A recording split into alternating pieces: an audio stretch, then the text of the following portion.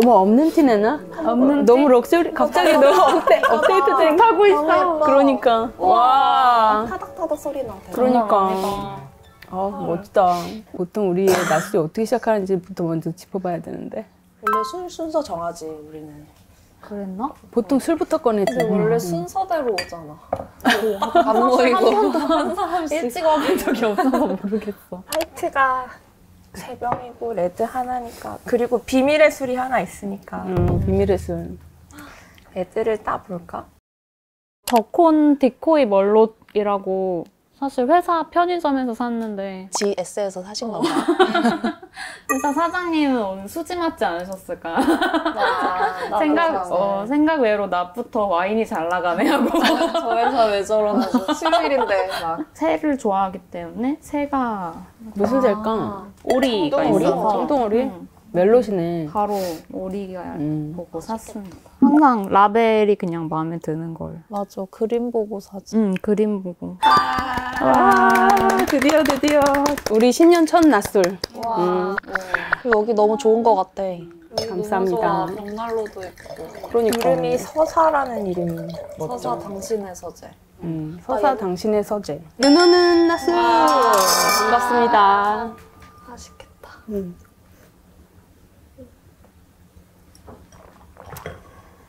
너무 맛있는 거 아니야?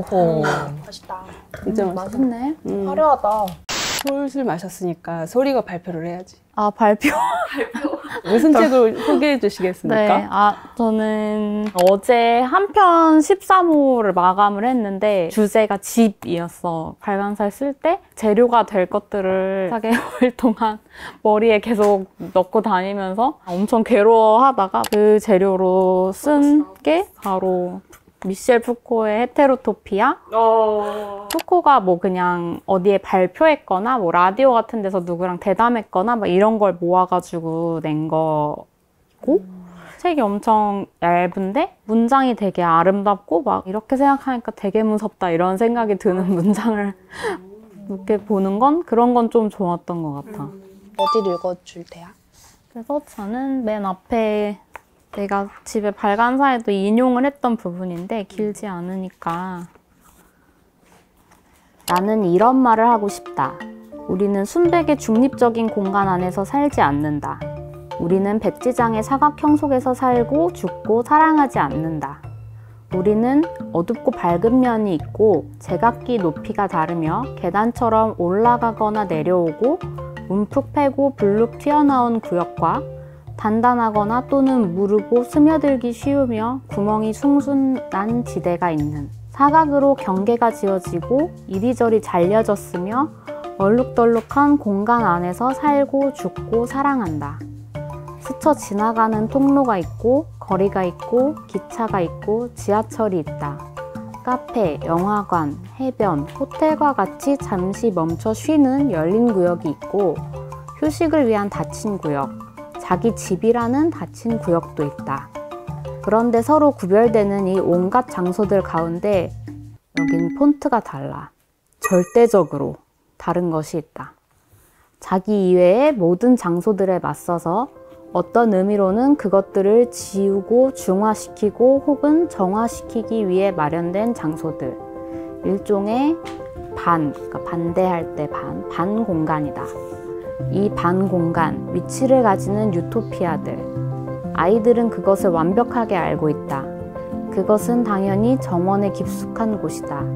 그것은 당연히 다락방이고 더 그럴듯하게는 다락방 한가운데 세워진 인디언 텐트이며 아니면 목요일 오후 부모의 커다란 침대이다.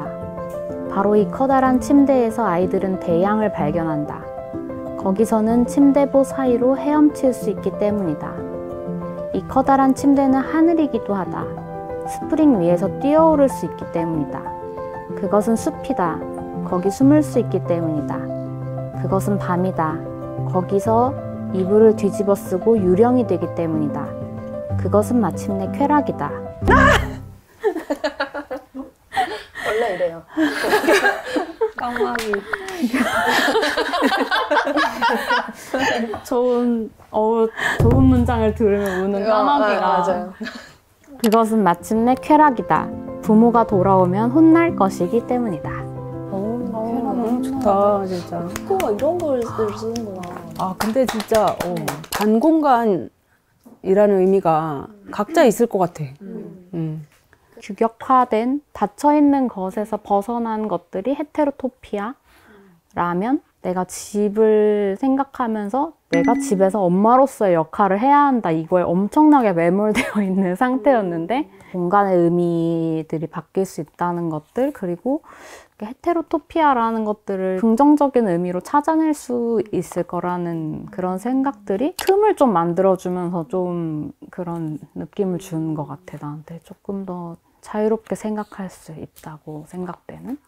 좋네. 완전 잘 추천했네. 누가 추천했어? 신새벽이 추천했어.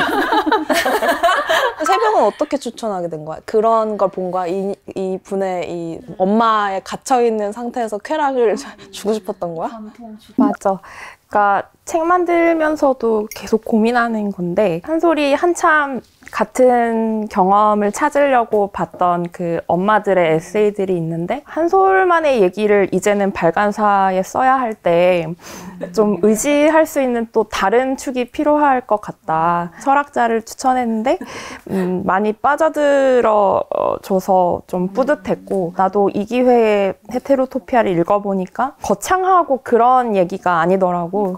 유토피아라는 건 여기를 떠나야 되는 건데 마치 홍길동이 율도국을 만드는 것 같은 그런 엄청난 일인데, 반공간이라는 건 그냥 공간 속에서 공간이 약간 변신할 때를 얘기하는 거라는 걸 깨달았고, 진짜 이번 지포랑 너무 어울리긴 한다. 그런 게 다 들어가 있으니까. 소리가 읽어준 부분을 읽으면서 내가 느낀 건 반공간의 의미가 어떤 물리적 공간을 발견한다라는 측면도 있지만 어느 순간에는 열렸을 때 반공간이 되다가 어느 순간에는 닫히는 어떤 내 마음 상태나 어떤 그거와도 되게 관련이 있을 것 같아. 정화가 말한 그게 나도 되게 공감이 되는 게, 똑같은 사실 상황일 수도 있고 다른 사람들이 보기에는 뭐 어떤 게 바뀐 게 없는데 왜 갑자기 사람은 막 자유롭다고 느끼고 어떨 때는 막 도저히 못 견디겠다 막 이렇게 되고 막 미쳐버리는지. 나 같은 경우는 이제 그 통영에 갔을 때 느끼는 게 봉수아가 어느 때는 헤테로토피아 그 자체. 헤테로토피아처럼 굉장히 나를 편안하게 해주고 쉬게 해주는데, 어느 순간에 내가 갔을 때는 밖에 나가지 못할 것만 같은, 제대로 즐기지 못하는 막 그런 그 상태의 체험을 하면서 아, 이게 사실은 공간의 문제가 아닐 수도 있겠다. 쉴 수 있는 어떤 내 마음 상태 혹은 내가 가지고 있는 어떤 긍정과 부정의 상태, 이런 것들이 되게 많이 연관돼 있는데 그런 것만 느꼈거든. 정화에게 이제 자연스럽게 넘길 수 있을 것 같아. 정화의 그 연말연시 성 얘기로 넘어갈 수 있지 않을까? 우리 너무 무겁지 않아? 그러면 내 책을 이제 그래 이제 좀 화제를 매운맛을 부탁해. 매운맛을 특히 연말에 머리가 너무 복잡하잖아. 이랬으면 좋았을 텐데 그러지 못했고, 그러나 이런 엄청 상념들이 많이 지나가다 보니까 책 고를 때도 내가 조금 지금 느끼는 게 외롭다 그러면은 사무치게 외로운 책이 있나? 그런, 어떻게 검색해? 그냥 여러 그 신간들을 보면서 소개들을 보는 거지. 그래서 보도자료 잘 써야 되는구나. 맞아. 나도 그 거꾸로 배워. 내가 쓴 또 상념 시작. 내가 쓴 보도자료는 어땠는가? 주디선의 외로운 열정인가? 이 사람은 진짜 사무치게 외로운 사람이었어. 젊은 날을 병간호 돌봄으로 이모를 돌보면서 다 보내고, 이모가 요양원에 이제 가야 하겠다라는 판단을 했는데도 이모가 마지막에 이 사람을 붙잡은 거야. 내가 진짜 얼마 남지 않은 것 같으니까 나의 마지막 날은 너와 함께 해줘야 되지 않겠니 하는 식으로. 이모의 집에서 그 이모의 말년을 다 보내고 나니까 이 사람도 30대 후반이야. 그래서 이 사람이 하숙집을 전전하는데 친구도 몇 없어. 항상 가는 단란한 가정을 꾸린 친구 집이 있는데 그 집은 야 주디스 온다. 어떡하냐. 이번엔 너가 맡아. 약간 이런 식이야. 어떡하냐. 남일 같지 않네. 이 사람이 로맨스를 꾸려갈 만한 남자를 발견한 거야. 근데 사실 이 남자는 이 여자가 돈이 엄청 많은 줄 알고 사업을 해보려고 했던 사람인 거지. 주디서는 얘랑 결혼하려고 했어. 그냥 거기까지 가버린 거야, 혼자. 생각했어? 주디선의 생각 너무 절절하고 그래서 한 2군데를 낭독하고 싶은데 주디선이 매든 씨가 자기를 조금씩 외면하고 있다는 걸 약간 깨달았어. 그 부분을 읽어볼게. 날 피하고 있어 세상에. 이렇게 부끄러울 수가. 저렇게 도망치다니. 마치 내가 전염병이라도 걸린 것처럼 말이야. 당신은 내게 상처를 줬어. 제임스 매든. 만약 당신이 내게 얼마나 많은 상처를 줬는지 안다면 내게 돌아와 무릎 꿇고 사과해야 할 거야. 주디스는 가방을 배 쪽으로 가져다 진 채 가만히 그 귀를 응시했다. 나한테서 도망쳤어. 나는 그를 따라갔고 그 사람에게 망신당했어. 그는 날 거절했어. 그리고 외면했어. 물론 그건 내 잘못이야, 맞아. 그래도 나만 탓할 순 없지. 그래, 맞아. 그 사람의 끔찍한 여동생이 그 여자가 매든 씨에게 어떤 고약한 얘기를 했을지 누가 알겠어. 패자 맞은 그녀는 길고 뾰족한 신발을 내려다보았다. 신발에 달린 작은 눈이 주디스에게 눈짓했다. 작은 신발 누나, 너흰 항상 거기 있구나. 하지만 마법은 통하지 않았다. 신발 눈은 단추에 불과했다. 그냥 신발 단추. 어떡해. 하나 더 읽어줘. 하나 좀 더 읽어줘. 그리고 이 주디선이 혼자 그 위스키, 진을 2병을 까고 혼자 고래고래 노래를 불러서 모두가 이제 저 사람은 술고래다를 알게 한 거야. 주디스는 술병을 바라보며 웃었다. 너도 참 고리타분한 소리를 하네. 내가 너한테 왜 미안해야 해? 그녀는 술병에게 말했다. 내가 죄책감을 느낄 이유는 하나도 없어. 왜냐하면 그 이유를 알려준 그 사람이 아직 아무도 없었거든. 그래서 난 그 이유가 드러나길 기다리는 중이야. 친애하는 술병씨, 난 지금 참을성 있게 기다리는 중이야. 벌써 새벽 5시인데도. 너무 많이 마셨잖아. 검은 술병이 말했다. 거의 다 비었다고. 넌 취했어. 너무 많이 마셨어. 취했다고? 그래서 그게 뭐? 아무도 상관하지 않잖아. 내가 어떻게 되든 아무도 신경 안 써. 아무도. 단 한 명도. 난 자유야. 그리고 나 이제 쓰러질 거야. 침대에. 물론 내 침대는 아니지만. 플라자 호텔 침대지만. 전 재산을 그냥 탕진해버리겠다는 생각으로 호텔에 굉장히 좋은 방에 가서 혼자 술을 마신 거야. 난 침대 위로 쓰러져 버렸으니까 이렇게 누워있는 동안은 잠을 자는 게 제일 나을 거야. 신발을 벗어야지. 신발아. 내 발에서 빠져나가. 너도 졸고 있네. 꾸벅꾸벅 미소를 지으며 졸고 있는 내 신발. 잘 자. 너무 너무 슬프지. 나 진짜 주디선 꼭 안아주고 싶어. 초대하고 싶다. 이리 오렴. 같이 오렴. 난 절대 만나기 싫은데. 감당 안 될 걸? 너마저 외면하는 거야? 신발아? 주디선의 외로움의 그 단면들을 작가가 이렇게 담아낸 시선이 진짜 이분 참전도 했고 기자야, 기자. 기자 출신이야. 1948년에 가족과 결별하고 홀로 캐나다로 이민했다? 엄청난 사람이다. 이력을 보면 작가도 지독한 외로움을 경험을 했기 때문에 이런 소설을 쓸 수 있었을 것 같아. 에디토리얼 싱킹에 땡 거 같아. 편집자 완전 정전이야. 지금 완전 그 자체야. 지금. 진짜 달다. 일단 내가 이 베일에 쌓인 술을 먼저 공개를 할게. 궁금해. 혼술의 매력을 모르다가 이제 혼술에 빠지게 된 계기가 된 게 사실 이 술이어서 갖고 왔는데. 별미청 아니야? 별미청. 옆에 있는 건 뭘까? 근데 이게 멸치랑 땅콩이 섞여 있는 우리나라 전통 안주라고나 할까? 그리고 칼슘 섭취에도 도움이 되기 때문에. 칼슘의 칼본데야? 그렇지. 칼슘 섭취. 이제 내 책을 소개를 할게요. 연말에 되게 장기 휴가를 가졌는데 그동안 내가 책을 안 읽었다는 걸 깨달았어. 책 읽기를 거의 즐겨 하지 않고 교정지만 봤구나. 그래가지고 책을 다시 좀 읽어봐야 되겠다.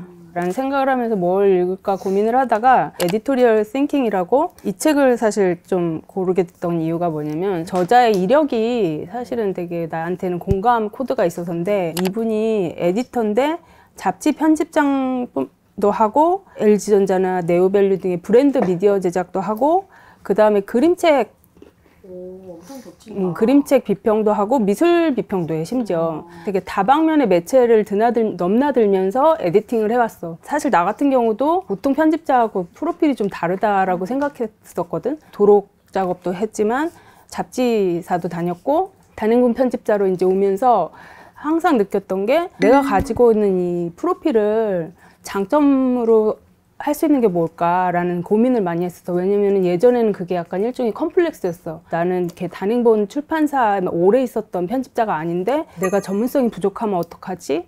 막 약간 이런 고민을 하다가 내가 가지고 있는 장점이 뭘까를 생각하면서 그거를 좀 더 자신감 있게 해보자라고 한 시점부터 나는 편집이 재밌어졌거든. 그래가지고 이 편집자의 그런 그 편집에 대한 에디팅에 대한 생각이 되게 공감이 됐어. 머리 말의 이제 대표 글이 뭐냐면 편집은 결국 의미의 밀도를 높여가는 과정이다.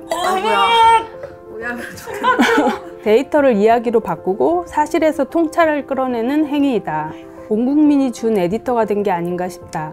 지금 이 순간에도 수많은 이들이 SNS에 올릴 사진과 영상을 고르고 편집하고 바디 텍스트를 쓰며 자신만의 해시태그를 정해 콘텐츠를 아카이브한다. 방대한 하이퍼링크 세상에서 필요한 정보와 지식을 스스로 큐레이션해 상황별 추천 음악 플레이리스트를 만들고 영감 수집 부계정을 운영하며 정기적으로 뉴스레터를 발행한다. 공급자 과잉의 시대. 이런 변화 안에서 창조성 역시 새롭게 정의되고 있다. 프랑스 파리의 멋진 현대미술 공간 팔레드 도쿄를 창립하고 런던 테이트 브리튼에서 큐레이터로 재직하기도 한 미술 비평가 니콜라 브리오는 자신의 저서 포스트 프로덕션에서 이렇게 썼다. 이제 예술적 질문들은 어떤 새로운 것을 우리가 만들 수 있는가가 아니라 우리가 이미 갖고 있는 것으로 무엇을 할 수 있는가이다. 이제까지 나 같은 경우는 작년에 만들었던 카프카 단편선 도련한 출발도 그렇고 디에센셜 에디션도 그렇고 기존에 있었던 고전 텍스트를 어떻게 하면 큐레이션해서 새롭게 독자님들한테 소개할까에 대해 되게 고민을 많이 했잖아. 그 지점에서 되게 공감이 됐어. 그리고 이 지점을 좀 읽고 싶은데 지난 20년간 에디터로 일하며 얻은 가장 소중한 삶의 자산을 딱 하나만 꼽으라면 비법 공개? 딱 하나. 의미의 최종 편집권이 나에게 있다는 감각이다. 삶은 언제나 예측 불가하고 뒤죽박죽 난장판 같은 사건과 사실이 끊임없이 들이닥친다. 그것을 소음이라고 생각하면서 괴로워하는 선택지도 있고 의미로 승화해서 다른 현실을 사는 선택지도 있다. 당신은 어느 쪽을 선택하며 살고 싶은가? 직업적 측면에서 에디토리얼 싱킹은 다양한 분야에 도전하며 업의 영역을 확장할 수 있는 코어 근육이 되어 주었고 사적 측면에서는 가장 어두운 밑바닥으로 떨어진 순간에 스스로에 대한 이야기를 고쳤어서 다시 일어나게 하는 동아줄이 되어 주었다. 너무 좋다.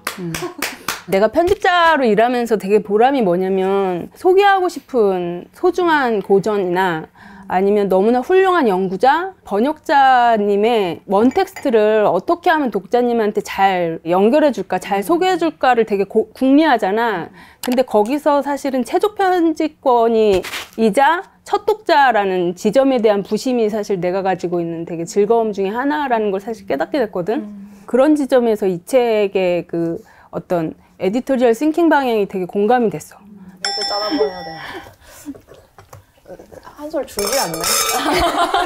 술 관리 계속 청동 오리야 먹으러. 술 개입. 여러분 내 술에 달린 나뭇가지 보여? 너무 귀여워. 이탈리아 화이트 와인이고 다들 보시다시피 나뭇가지가 매여 있어서 그냥 샀어. 아까 에디토리얼 싱킹에서 배운 말대로 하자면 나한테 지금 의미의 최종 편집권이 있어. 내가 마지막 낭독자가 됐잖아. 우와, 근데 어떻게 편집될까? 우리 낯술 낭독회 주제는 파괴적 음주라고 생각돼. 파괴적 음주에 대해서 우리가 의견이 갈리는 것 같아. 예를 들어 주디스 헌이랑 한솔은 친구가 될 수 없다고 얘기했고 기현은 안아주고 싶다고 했는데 나는 그때 그냥 내가 주디스 헌이다 였어. 4, 5년간 낭독회를 술 마시면서 하면서 책에서 비슷한 얘기를 찾다 보면 고조되고 어느 순간 나 오늘은 이제 놓아볼까 하면서 이렇게 담아뒀던 얘기를 하다 보면 내 인생만 있는 건 아니고 여기 타자들이 있으니까 아마 존중해야겠지. 엄마가 술 좀 그만 먹으라고 하니까 뭐 듣는 척이라도 해보자. 그런 상태였다면 방금 에디토리얼 싱킹은 나한테 알코올 중독 상태에서 과로를 하는 것도 너의 선택이고 그게 너의 차이다. 너의 의미의 최종 편집권이 그따위 것이라도 그건 너의 것이다라는 메시지를 나한테 준 것 같아. 헐 미쳤다. 샤라우트 주디스 신. 아니 신세명. 네. 헐 대박이다. 암울한 노동 시간에도 약간의 다른 그런 빛을 비춰주는 그것까지 너무 누르진 말자라는 얘기를 또 다른 버전으로 들려주는 책을 내가 읽어볼게. 진격하는 저급들이라는 이현숙 미술평론가의 책이 하나가 있고, 이현숙 평론가는 자신이 레즈비언이라고 밝히면서 활동하는 사람이고 퀴어성이라는 것을 자기의 완전 중심 주제로 삼고 있는 되게 떠오르는 저자야. 내가 되게 좋아하고 오랫동안 지켜봐온 필자라서 그런 점에서도 소개하고 싶었어. 다시 처음으로 돌아가서 한솔이 이번에 한 편 발간사를 썼고, 그러면서 계속해서 한 얘기가 아이를 키우고 그러면서도 편집자로 일하는 게 노력하고 분투하는데도 잘하고 있다고 말할 수가 없고, 늘 손에서 빠져나가는 이 일들에 대해서 내가 얘기해도 되나 이런 고민을 우리한테 많이 들려줬잖아. 그럼 한솔이 느끼는 그 난감함의 정체는 뭘까? 그거를 이 서문에서 얘기를 해주고 있어. 그래서 그걸 읽어볼게.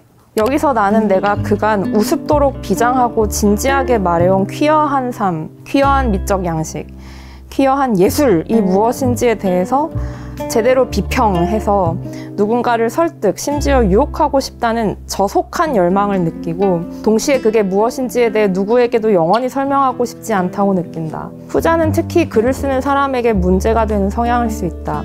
하지만 내가 침묵한다면 그것은 고집스러운 침묵이라기보다 얼떨떨한 중단에 가까운데, 왜냐하면 이 침묵은 기실 전자의 열망, 그러니까 내가 중요하게 여기는 무엇이 다른 누군가에게도 중요한 것이었으면 좋겠다는 그런 이기적인 열망이 결국 실패하리라는 것을 예견하는 낭패감과 부끄러움을 동반하기 때문이다. 이는 정확히 수치심이 작동하는 방식을 예시한다. 사라 아메드가 숨김과 드러냄의 이중작용이라고 말한 바 있는 수치심은 상상된 타인의 시각, 혹은 이상적인 초자의 시선을 의식할 때 발생한다. 이로써 수치심을 느끼는 주체가 사실은 끈질기게 타인이라는 세계와 연결되어 있음을 표시한다. 다시 말해 수치심을 느끼는 주체는 항상 말하고 싶어하는 주체다. 말하고 싶어하기에 침묵할 수밖에 없는 주체다.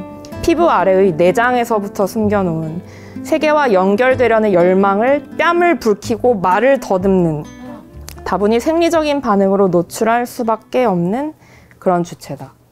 동료들끼리 얘기할 때도 그래 뭐 좀 더 얘기해봐 괜찮아 하는데도 막상 말하는 사람이 막 더듬게 되고, 급발진해서 막 해놓고도 또 돌아서서 내가 동료를 감정 쓰레기통으로 썼다 막 이제 이런 격렬한 단어를 사용해 가면서 고민하게 되는 그런 수치심을 표현하고 있다고 생각했어. 이한솔 씨는 이 낭독을 듣고 어떤 생각을 하셨나요?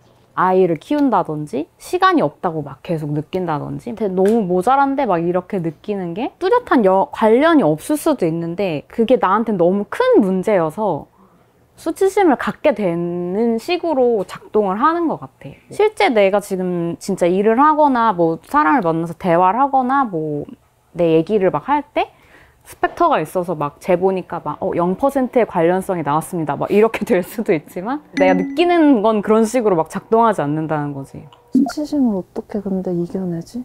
수치심을 이겨내는 법?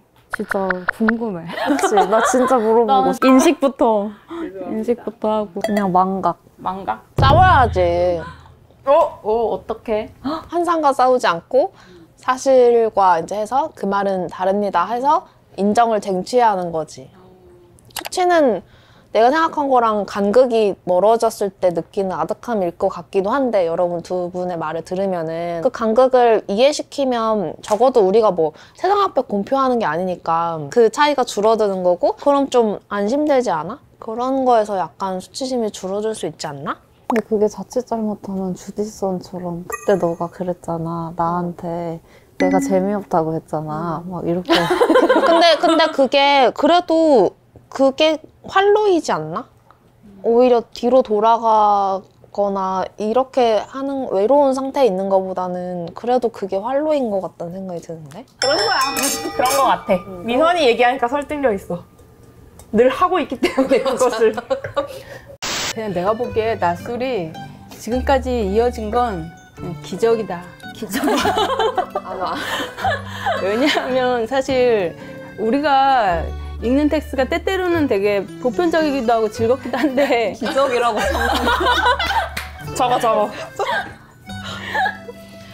나도 나무술 좀 줄래?